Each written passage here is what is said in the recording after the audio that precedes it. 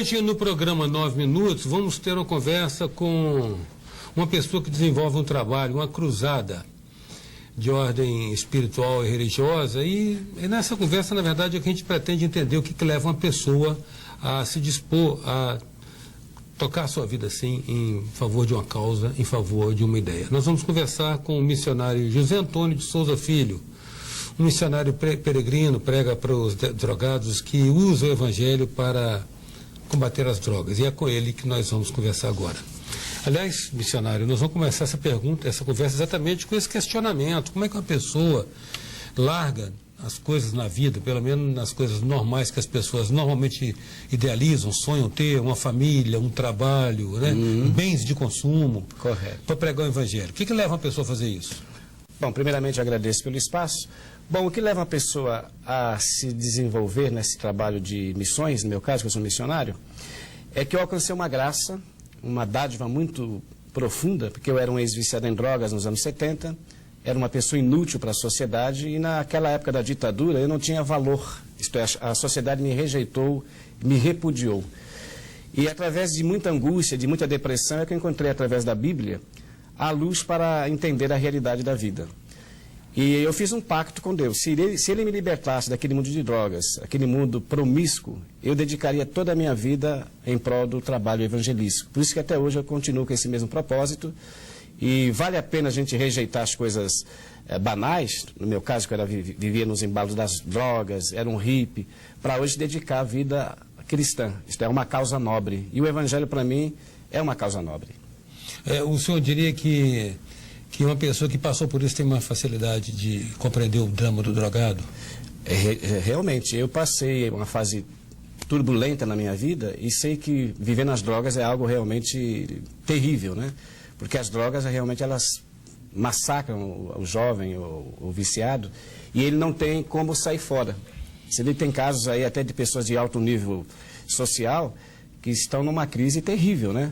O caso de Kurt Cobain, o grande roqueiro do Nirvana, ex-Nirvana, em 94 ele pegou uma Winchester e se suicidou. Ele tinha tudo nas mãos, mulheres, fama, prestígio, mas faltou a ele fé. E a Bíblia diz que é impossível agradar a Deus sem fé. Então o homem sem fé ele tem um vazio dentro de si. E às vezes ele procura até o suicídio, como outros casos, né, de pessoas que perderam o equilíbrio, né? E, infelizmente, só através da palavra de Deus que o drogado ou o viciado pode encontrar razão para viver. E o senhor acha que a angústia do drogado decorre do fato de que só na droga ele consegue, digamos, anestesiar a angústia dele? É verdade, ele procura preencher aquele vazio. Eu digo isso por experiência própria. Quando eu vivia nos anos 70, havia um movimento dos hippies. Temos a imagem aqui do senhor dos anos 70. Isso, eu era aquele de jaqueta jeans, né? Cabelo Black Power. E nessa época eu vivia à procura de me identificar com a juventude da época. E foi através desse movimento dos hippies que eu comecei a me enveredar pelas drogas, né? E foi através de muito sofrimento, de muita angústia, né? Que eu achava que as drogas seria a solução. Que eu queria ter liberdade. E a liberdade para mim seria ser um drogado, ser um anarquista, né? A época dos anos 70, que era a época da ditadura, a gente queria revolucionar na época, né? E isto não me levou a nada. Pelo contrário, fui levado a um hospital de desequilibrados mentais, no Rio de Janeiro, Hospital Pinel, e lá eu realmente sofri muito. Eu apanhava, dormia amarrado, sedado, porque a ditadura não admitia na época um drogado. Agora, interessante, quando a gente fala droga, normalmente nós estamos falando das drogas ilícitas, né? Sim. Porque nós temos o álcool aí presente, liberado socialmente. É uma droga. É uma droga. É uma droga. Deve ter um pouco a ver também da própria dificuldade como a pessoa se relaciona com a droga, né? Exatamente. Ela está aí, ela está aí. Depende, por exemplo, a Bíblia, o primeiro milagre de Jesus que nos dá conta a Bíblia foi exatamente nas bodas de Caná. Certo. Foi exatamente transformar água em vinho. Vinho leva a embriaguez. Certo. Então nós já temos aí uma primeira referência de que, de uma certa maneira, a embriaguez acompanha o homem. Exato. Só que Jesus não fez aquele milagre de transformar água em vinho sugerindo que as pessoas se embebedassem. É que ele dá livre-arbítrio, né? Há pessoas que acham que um uísque, sei lá, uma bebida social vai trazer um pouco de benefício, mas não traz nenhum benefício. Haja à vista, né, a lei seca hoje. Quantas mortes no trânsito foram evitadas, né, depois que teve a lei seca, né? Porque quando a pessoa toma uma cerveja ou 2 cervejas, ele perde o raciocínio e pode causar mortes, né, no trânsito. Então, você acha que o governo deve fazer assim também, deixar por conta do livre-arbítrio da pessoa ou simplesmente proibir? Olha, deve proibir porque ele está pondo a vida de outras pessoas em jogo, né? Além de ele causar um dano para si, ele causa para outras pessoas, né? Por isso que eu acho que, como o senhor foi bem claro, que as drogas não é só as ilícitas, né? O álcool é um problema gravíssimo, né? Toma uma foto do senhor aqui com os bobs, com os soldados londrinos. Uhum. O senhor esteve lá na Inglaterra também? Isso foi no ano de 94, eu tinha feito uma palestra ali no Hyde Park, e depois a gente tirou uma foto, eles gentilmente tiraram essa foto comigo naquela época, né? Aqui o senhor em São Paulo. Essas são as pregações que eu faço ao ar livre. Já são 34 anos que eu prego o evangelho nas praças do Brasil e outros países, né? Porque eu prego na praça pelo seguinte: quem quiser ouvir o evangelho vai ouvir de uma maneira livre, sem pressioná-los, sem tentar levá-lo para uma religião ou para uma igreja. E quando a pessoa parar para ouvir, ela vai ouvir uma palavra de estímulo espiritual. Por isso que Jesus disse: nem só de pão viverá o homem, mas de toda a palavra que sai da boca de Deus. E a sociedade necessita de ver uma mensagem espiritual nessa época, principalmente nessa época de crise, né?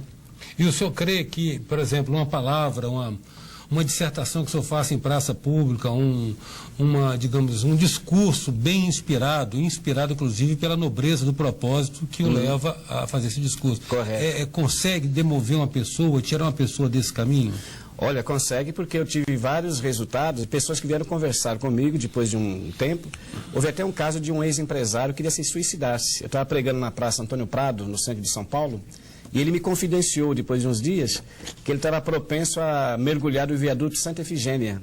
Só quando ele foi ia passando pelo viaduto, eu estava pregando numa praça ao lado.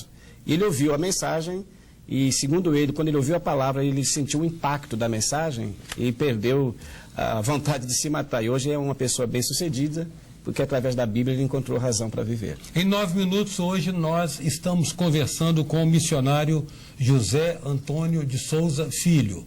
Nós voltamos já.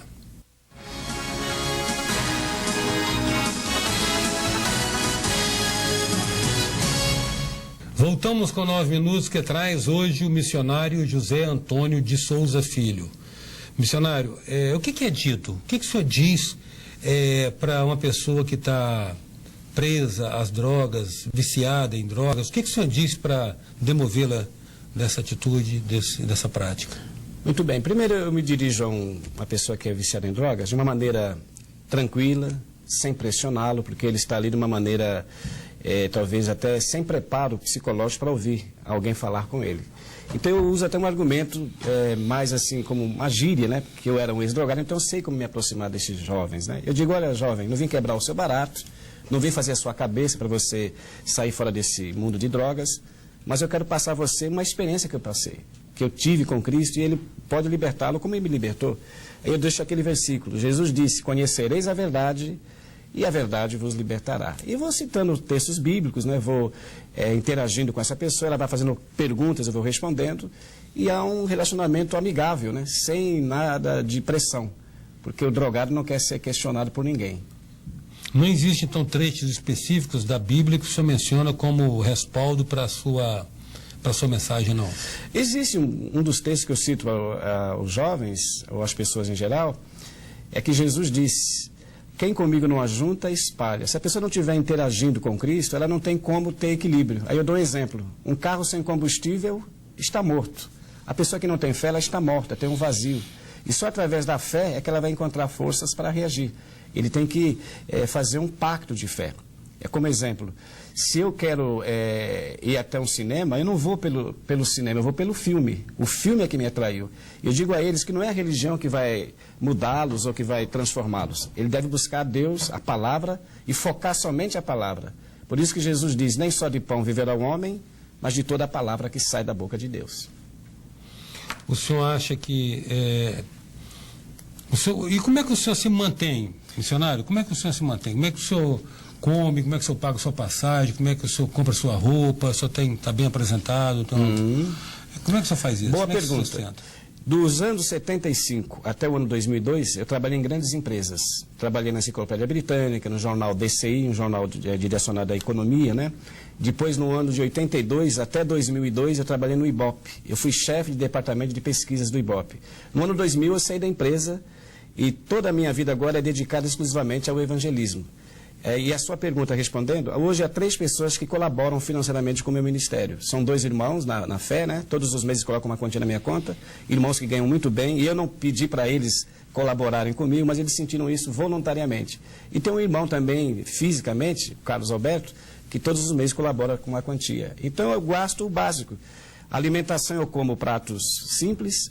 Quando eu vou para os hotéis eu fico em quartos, nem em apartamentos eu fico em quartos com banheiros coletivos. E vou me mantendo. Então eu quero ter apenas o básico, não preciso ter mais, a não ser o suficiente para me manter. E o senhor não conta com doações, então? De maneira alguma, eu não faço nenhum tipo de, não peço doações, e não faço também nenhum tipo de pressão para alguém colaborar comigo, porque eu acho isso até uma falta de ética. Eu pregar o evangelho para os meus ouvintes e depois requerer dele alguma colaboração.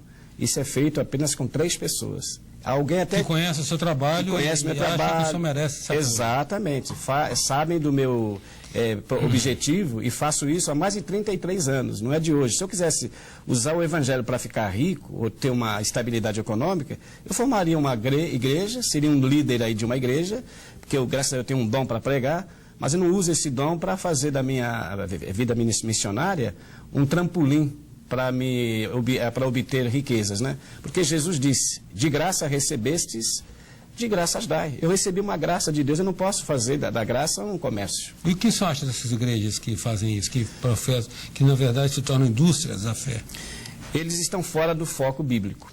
Primeiro, a vida cristã, ela não tem nada com política, com materialismo. Tanto é que Jesus disse, não acumuleis para vós tesouros da terra, onde a traça e a ferrugem corroem. Acumuleis para vós tesouros nos céus. Segundo, hoje há igrejas, não vou citar o nome porque é antiético, que tem até reunião de empresários. Eu não vi isso na Bíblia, ter um povo específico para ter essa reunião. Jesus diz, todo aquele que vem a mim, de maneira alguma eu lançarei fora. Então, Cristo não faz acepção de pessoas. E segundo, para concluir a sua pergunta, hoje há pregadores que cobram 10, 15 mil reais para fazer uma palestra numa igreja. Isso é inadmissível, né? O próprio apóstolo Paulo e os demais apóstolos, como Pedro, João, Tiago e André, e os demais, não viviam uma vida de glamour. Eles tinham apenas o básico. A Bíblia diz que Pedro e João iam se dirigindo a uma igreja, a Porta Formosa, e se depararam com um paralítico, pedindo esmola na porta da igreja. E quando esse paralítico levantou as mãos para receber uma moeda, Pedro disse-lhe, olha para nós, não temos prata e nem ouro, mas o que nós temos, isso te damos. Em nome de Cristo, o Nazareno, levanta e anda. Então eu fico analisando, se os grandes apóstolos não tinham dinheiro nem para dar esmola para um pedinte, por que esses pregadores de hoje querem viver numa vida de glamour? A Bíblia diz, digno é o trabalhador do seu salário. O pastor deve ter o seu salário, o obreiro, mas não ter patrimônios como eles têm aí. Tem até jatinhos particulares. E Jesus, que é o rei do universo, entrou em Jerusalém, num burrico, em cima de um jumentinho, que nem era dele, era emprestado. Então, há alguma coisa, realmente a gente deve protestar contra esse tipo de mercadoria na igreja. A igreja virou uma espécie de balcão de negócio. Eles chegam até a dizer, sacrifica, dá o seu tudo. E a Bíblia diz que Deus não aceita sacrifício de tolos. Muito fariseu, né? Muito fariseu. Infelizmente, é muito fariseu. Lamentavelmente, mas existe isso nos nossos dias. Agradeço muito, missionário. A gente não tem como, percebendo a maneira como o senhor professa essa fé, dar um testemunho da nossa admiração pelo seu trabalho. Grato pela sua presença.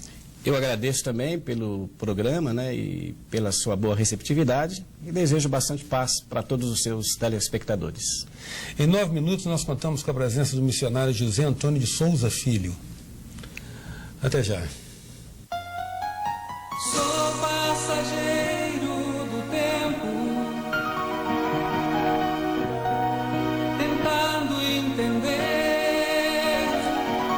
erro e acerto os caminhos, aprendendo a viver.